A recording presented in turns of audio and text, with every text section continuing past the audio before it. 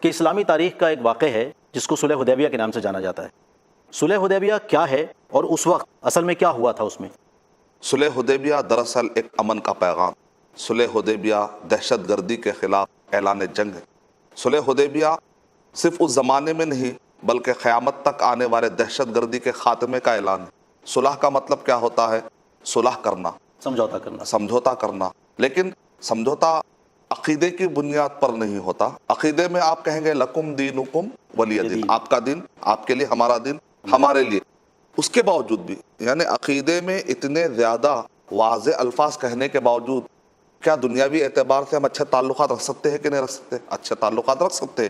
اسی لیے اسلام میں صلح کا سسٹم بھی ہے، اسلام میں معاہدے کا سسٹم ہے، اسلام میں مستأمن یعنی امن مانگنے والے کو امن دینے کا سسٹم ہے، اسلام میں عہد و پیمان کا سسٹم ہے۔ عہد و پیمان کیا ہے؟ عہد و پیمان جیسے آپس میں ایگریمنٹس ہوتے ہیں، جیسا کہ سورہ مائدہ سورہ نمبر 5 کے آیت نمبر 1 میں اللہ تعالیٰ ارشاد فرما رہے یا ایھا الذین آمنوا اوفوا بالعقود، اے وہ لوگوں جو ایمان لائے ہو آپس کے ایگریمنٹس کو پورا کیا کرو۔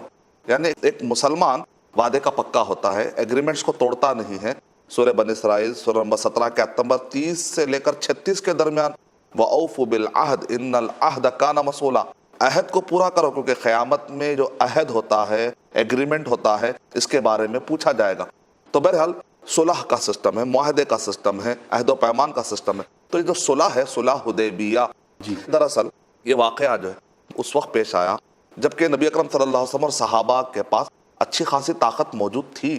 اس کے باوجود بھی جب اس زمانے کے نافرمانوں نے اور اپوز کرنے والے اس زمانے کے جو دشمن تھے انہوں نے نبی صلی اللہ علیہ وسلم کو، صحابہ کرام کو مکے سے ان کے اپنے گھروں سے نکال دیا تھا اور وہ جا کر مدینہ میں رہ رہے تھے، مدینے میں جا کر وہ سکون سے رہ رہے تھے، تو اس زمانے کے دشمنوں کو وہ بھی اچھا نہیں لگا۔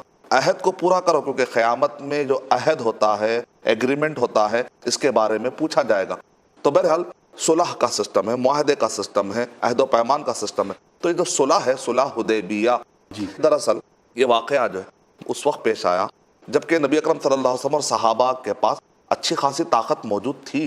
اس کے باوجود بھی جب اس زمانے کے نافرمانوں نے اور اپوز کرنے والے اس زمانے کے جو دشمن تھے انہوں نے نبی صلی اللہ علیہ وسلم کو، صحابہ کرام کو مکے سے ان کے اپنے گھروں سے نکال دیا تھا اور وہ جا کر مدینہ میں رہ رہے تھے، مدینے میں جا کر وہ سکون سے رہ رہے تھے، تو اس زمانے کے دشمنوں کو وہ بھی اچھا نہیں لگا۔